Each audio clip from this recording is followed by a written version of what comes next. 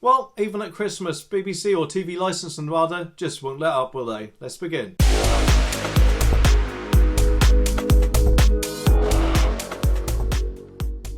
Okay, I got two not very nice TV licence letters for you today, and as it's Christmas, I'm guessing they're probably written from Scrooge himself. Anyway, I'd just like to say thanks to Gary and Greg for sending these letters in. The second one is especially weird because that is actually a no licence needed confirmation, yet strangely, it seems like I actually sell one to him. Anyway, let's get into these. Okay, as usual, in the top right-hand corner, we've got their dreaded TV licence logo. Under that, in bold red, to make sure that you know that this is important, it says, under investigation. Below that, we have the date, December of 2021, a reference number, which may or may not be made up. And on the other side, we have the legal occupier, which basically means they've got no clue who lives there and are probably just clutching at straws. Anyway, official notice in the middle of the page, big letters, and in a red box. Please read this carefully. No doubt designed to probably make you want to go to the toilet, I'm guessing. You are in breach of the Communications Act 2003, in bold letters, if you watch or record live TV programmes on any channel or device, or download or watch BBC programmes on iPlayer at, and it gives the person's address, without being covered by a TV licence. But yet underneath that, they never seem to say, if you're not doing that, then you're totally fine. As we still have no record of a TV licence at this address, by law, we have no option but to continue with our investigation. And by saying that, they're saying, oh, we're not doing this purposely, we have to do this by law. You should now expect a visit from the Stoke Enforcement Officers.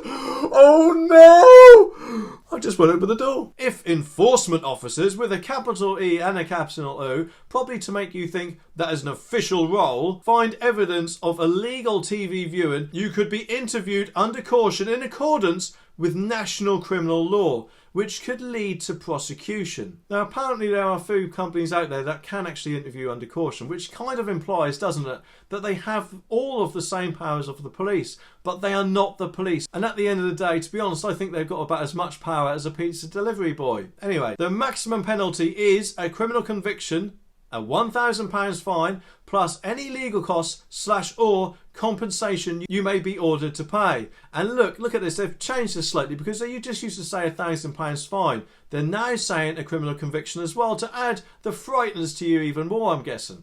And as I said previously, that £1,000 fine is their top whack fine, isn't it? Apparently, from what I've heard, the normal fine they usually give out is around £170, which obviously is just a bit more than the current TV licence. To stop a visit, in bold, to let you know that you can do something to stop this, buy a TV licence at their web address, or tell us you don't need one. Well, thank you for giving me the option.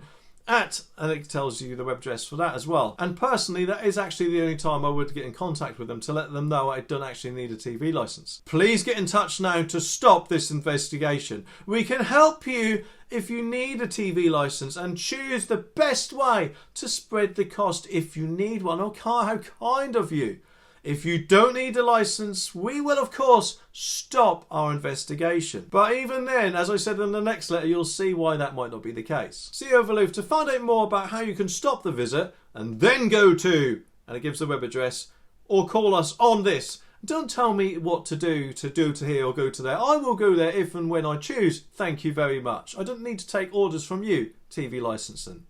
Yours faithfully, look, Jane Jeffers again. She seems to be very popular. Where is she this time? Oh, she's the enforcement manager for Stoke today. Okay, now before we move on to the second annoying, in my opinion, letter, we'll just glance over the back of this one. Here it says in bold, how to stop this enforcement visit. You can buy a new licence or move an existing licence or tell us you don't even need one. But look, this is what I find particularly annoying. If you look down here where it says payments start from £6 a week, in bold, £6 a week, that's not actually what they start from, is it? Because the TV licence fee itself is around £13.25 a month, I think it is, which is not £6 a week, is it? £6 a week is £24 a month, isn't it? Which is around nearly double the cost of the TV licence monthly fee. If anything, they shouldn't be allowed to say start from, because that is the top whack fee, isn't it? And it actually seems like they're penalising people who can only afford to pay for things weekly, doesn't it? Below that, we've got about your TV licence. And then below that, we've got helpful or unhelpful, however you want to see it as, information. Okay, as usual, the TV licence logo. And below that, finally, in bold, your no license needed confirmations, which gives you the reassurance, I'm guessing, that they now know that you don't actually need a license. Valid until December 2023. 2 years. They only give you 2 years. Your reference number, which look, doesn't say license number anymore, and December 2021. But yet, after reassuring you that they now know you don't need a license, they're now saying, but 1 in 8 people wrongly claim no license needed. Make sure you're not one of them. So it just seems like they will not let up, doesn't it? No matter what you do or say, they're still writing to you like this. Now, when you ring these people up, or I'm guessing go online, they will ask you questions from what I remember about what you do and don't do. So they surely can tell you over the phone if you're one of these 8 people. So what is the need to say this to us? The only need that I can see is to probably try and make you think, oh, hang on, I might be one of them. Perhaps I need to reread the rules and just double check, and therefore possibly may buy a TV license again. Dear Mr. Whoever, thank you for telling us that you don't need a TV license. Doesn't really look like they care about that, does it? We have now registered this address as no license needed, and we may still visit you to confirm this. So it just seems like they don't trust people, doesn't it? We won't be writing to you again until just before your no license needed declaration expires. However, if circumstances change, we may need to get back in touch earlier. Well, what circumstances? Because surely if it's mine, I'll obviously get in touch with you and let you know TV license. And so surely it can only be your circumstances. But if that's the case, no thank you. I don't really need you to get in touch. I'll let you know if there's a change of circumstances. Then just to let you know that in a green box this time, which obviously doesn't seem as threatening as a red, does it? Why do we need to visit addresses that have claimed no license needed? Which of course is a question quite a lot of people will be wondering. When our enforcement teams make contact with people who have claimed no license needed, they find on average that 1 in 8 people are breaking the law. Here we go again. By watching TV illegally. Anyone we catch risks prosecution and a fine of up to £1,000. They're still going on about this, even though they know with the information we gave them that we do not require a license. So why don't they just F off and leave us alone? And in bold, if your circumstances change, it's easy to buy a license. Should you or anyone in your household want to start enjoying, saying you can enjoy watching TV or BBC programmes again on iPlayer, you can do, just as long as you are covered by a TV licence first. Which makes me wonder if I'm guessing they mean by that we couldn't possibly enjoy watching programmes on demand or anything but the BBC. No, that would be too much, I'm guessing, wouldn't it? Fortunately, it only takes a minute to buy a licence over the phone or online, so you won't have to wait long before enjoying your favourite shows. Yours sincerely, Jackie Garswald, who is the customer service manager. And in one of those things that looks like you can cut off with scissors so you can keep and stick to your fridge to remind you of the rules, I'm guessing.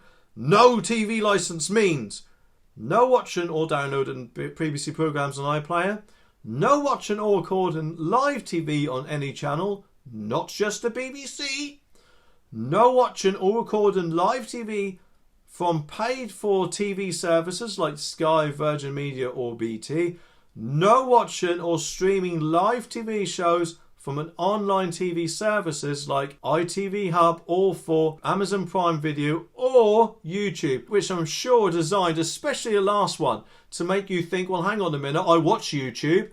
Do I need a TV licence? No, not in general. You only need a TV licence to watch YouTube if you're watching something like Sky TV Live, for example, because they are a dedicated broadcast channel that you can watch on TV.